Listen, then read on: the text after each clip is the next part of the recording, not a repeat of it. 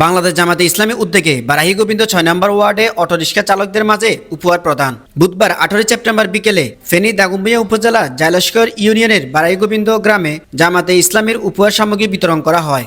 উপহার সামগ্রী বিতরণ অনুষ্ঠানে অতিথি হিসেবে বক্তব্য রাখেন জামাতে ইসলামী জাইলস্কর ইউনিয়নের আমির মাওলানা সাইফুল ইসলাম, সেক্রেটারি ফখরুল ইসলাম মামুন, ৬ নম্বর ওয়ার্ডের সভাপতি মাহমুদুল হাসান রুবেল, সেক্রেটারি ওসমান গনি সোহেল, বাইতুল মাল সম্পাদক ইলিয়াস সোহেল, দেলোয়ার হোসেন ও শাহজামান মজনু। উপহার সামগ্রী বিতরণ অনুষ্ঠানে বক্তারা বলেন, বাংলাদেশ জামাতে ইসলামী আওয়ামী লীগ সরকারের আমলেও সাধারণ মানুষের পাশে ছিল। সাধারণ মানুষ আওয়ামী সরকারের নির্যাতনের পাশাপাশি সর্বাধিক থেকে বঞ্চিত হয়েছিল। বাংলাদেশ জামাতে ইসলামী এদেশে আল্লাহর দ্বীন কায়েম ও ইসলামী আন্দোলনের জন্য সর্বদা মানুষের নিকট দাওয়াত দিয়ে যাচ্ছেন। আমরা আশাবাদী যে কোনো দুর্যোগ মোকাবেলায় বাংলাদেশ জামাতে ইসলামী আপনাদের পাশে থেকে সহযোগিতার হাত বাড়িয়ে দিবেন।